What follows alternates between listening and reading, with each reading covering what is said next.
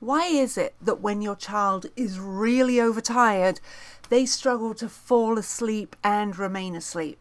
Well, stay tuned for this 10-minute masterclass, and I am going to share the reasons why and how we can avoid it.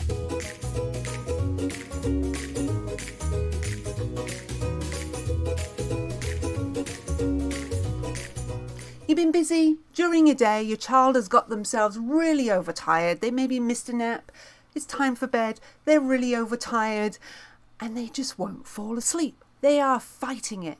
And when you finally get them asleep, they sleep really badly. They wake up often and they are mad.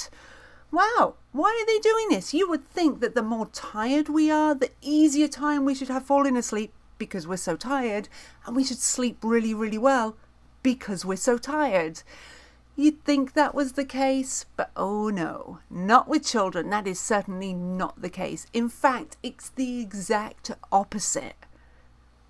We are trying to get an overtired child down to sleep, and they struggle to fall asleep, and they struggle to remain asleep. Why is this? The more overtired your child gets, the more overly stimulated they're going to get, and their brain gets really overstimulated and kind of struggles to shut off. Much like if you are really worried about something and you're trying to go to sleep, your brain just keeps churning, and you struggle to fall asleep. So if your child has got overtired, they're going to really struggle to kind of shut off and unwind, and their brain is just going, and they're busy, and they struggle to fall asleep.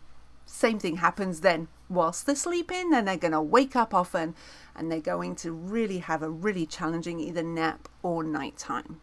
So what can we do? Well, one, obviously, is to try and avoid this overtiredness.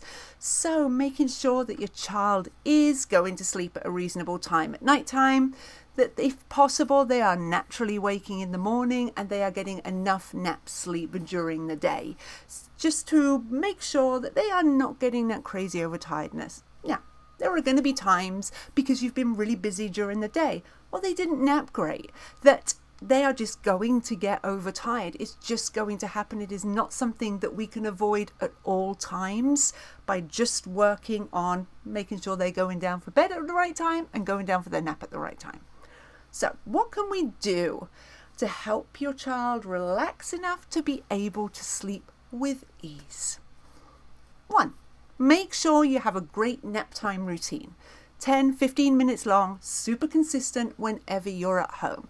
This is going to make it easier for your child to nap. This is also going to help them to unwind a little bit. 2, have a great nighttime routine. 30 to 45 minutes long, again, nice and consistent whenever you're at home.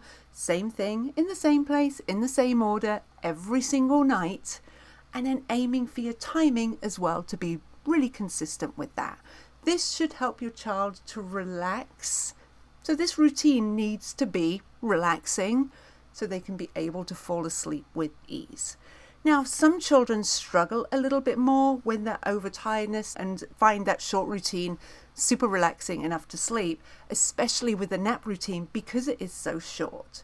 Now, if this is your child, then you want to do a walking wind down before you begin your nap time routine.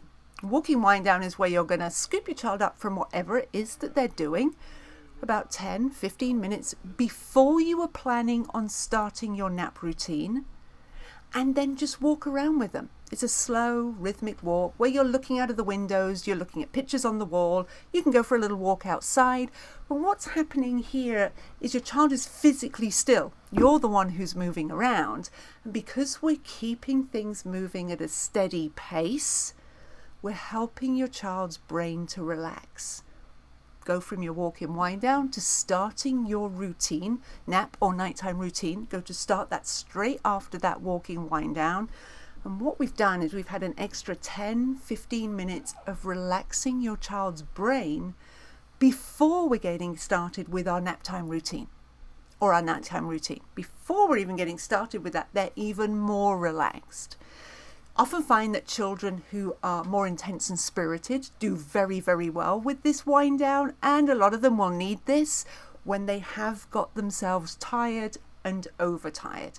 So always have this. It would be better to do your walk-in wind down, nap time routine down for the nap, and it be late and they go down for their nap later than normal, than rather trying to rush through that routine and get them down a little bit earlier because they're so tired.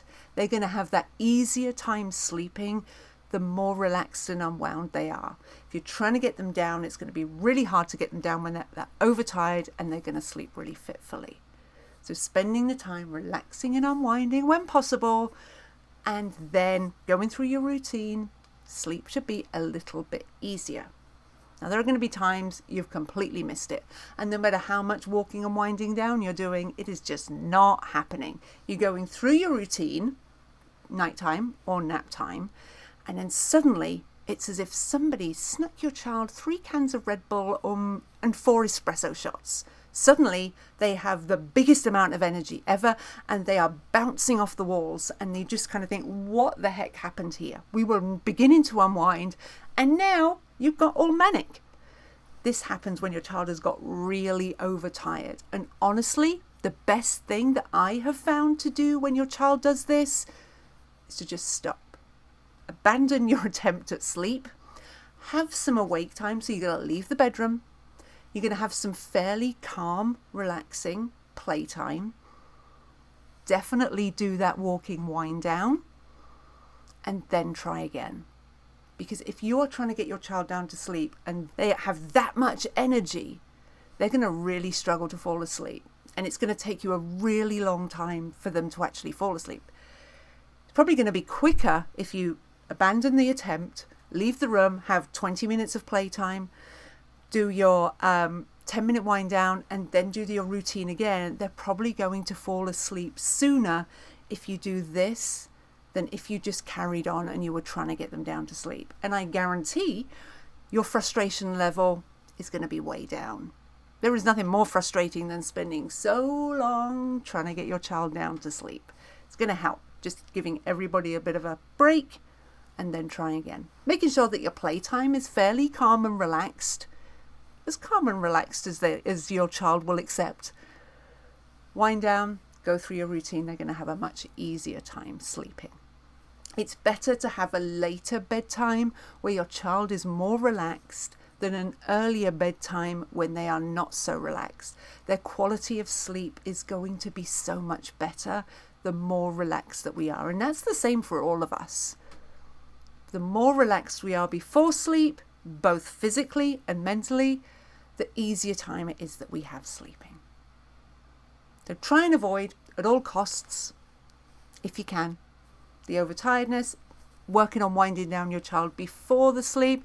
And if it just seems to not be working, abandon the nap night attempt, have some calm, relaxing play, go through your wind down, and then try again.